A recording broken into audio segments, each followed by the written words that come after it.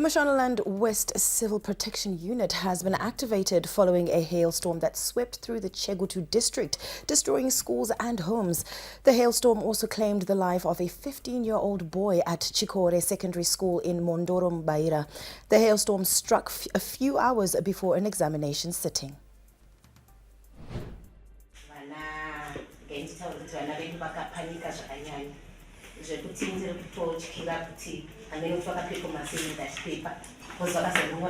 Soon after,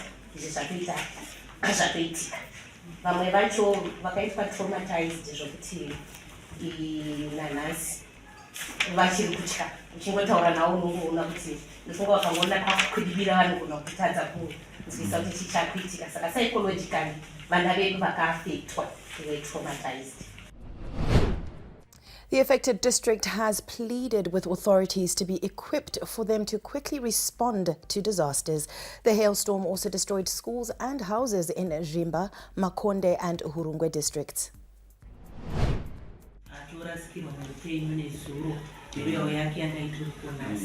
So these are some of my challenges now.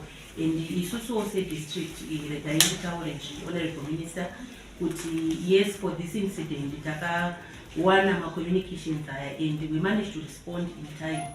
As in a source district, we are limited.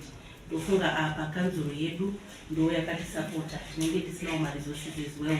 Ekuti tiwe kuzoita ma assessment, ekuti tikuudze ekuti tasangana nemadambudziko aya ari severe kusvika papi zvekuti changa chitoriwo chikombero changu kuti maybe for Chegutu district inotodawo some special yayo yega nekuti mukazvitarisa tinogara tichiwirwa nematambudziko beiti kubva kumamines ike zvinotanangana nenyaya dzemvura.